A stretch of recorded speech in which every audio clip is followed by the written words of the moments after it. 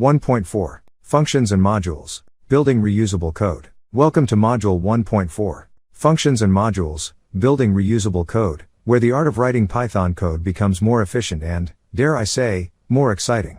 Now, let's dive right into the world of functions. Think of functions as your personal code assistants. They perform tasks for you, eliminating the need to rewrite the same lines of code. Imagine needing to greet various users every day. Instead of writing multiple print statements, you create a function called greet. To define this function, you simply type def greet name, followed by an indented block where you write print hello, plus name plus. Now, whenever you need to greet someone, you just call greet Sam and it prints out hello, Sam. Simple, isn't it? But what if you want your function to make decisions? Let's enhance greet by adding a time parameter. Inside the function, we'll add a conditional that checks the time. If it's before noon, greet will say good morning, otherwise, it will say good day. Now, you've got a function that's not only reusable but also smart. Moving forward, functions can return values using the return keyword. This allows the function to send back, or return, a result that can be used elsewhere in your code. Suppose we have a function add that takes two parameters, a and b. Within this function,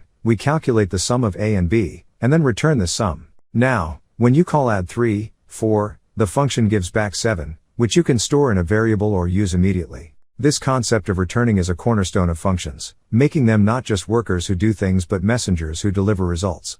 But wait, Therese more, modules. Modules are like libraries or collections of functions, variables, and classes that you can include in your programs. Think of them as toolboxes filled with specialized tools you can use to solve particular problems. For example, the math module in Python includes mathematical functions like sqrt for square root or pow for power. You just import math at the beginning of your script, and like magic, all those powerful math functions are at your fingertips, ready to be utilized. You can call math.sqrt16 to get 4 or math.pow2, 3, to get 8. Using modules not only saves you time but also makes your code more readable and organized. Let's not forget, you can also create your own modules. Just save your functions in a file, let's name it my_module.py, and you can import my_module in any other script and access your custom functions. Now, in the grander scheme, when you start combining these modules and functions, you begin to build a more complex and yet seamlessly functioning program. As we move on to the next modules, where we tackle more intricate aspects of Python, you'll see how functions and modules lay the groundwork for a more robust and elegant codebase.